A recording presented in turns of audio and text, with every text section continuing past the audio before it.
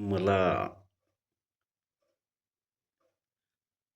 डावीकडच्या टोंगळ्याला खूप त्रास होत होता. उठतानी बसतानी खाली संडासकडे बराबर बसता येत नव्हतं. चालतानी त्रास होत होता. मी लंगडत लंगडत चालत होतो. असं करता करता एक दिवस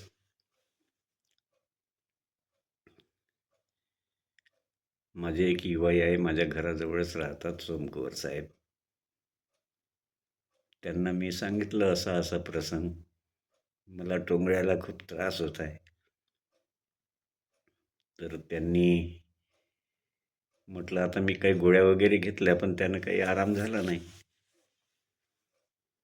त्यांनी सांगितलं, तुम्ही रुईच्या झाडाचे पानं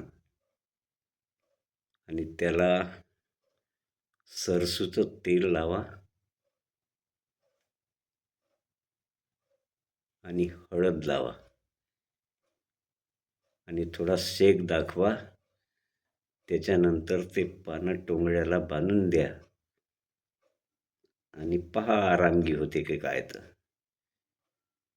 असं म्हटल्यानंतर मी तो प्रयोग करून पाहिला.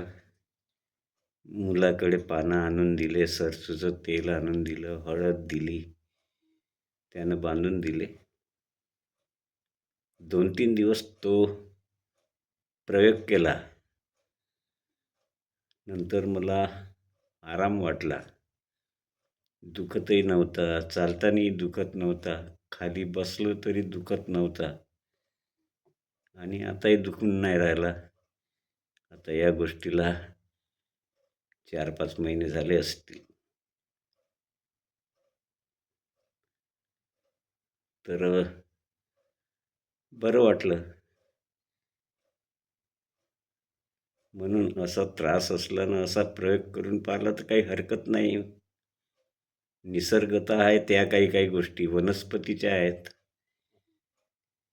आपण तर आरोग्य खात्याचे माणसं आहोत, पण जीवनात काही काही असे प्रसंग येतात, आपल्याला या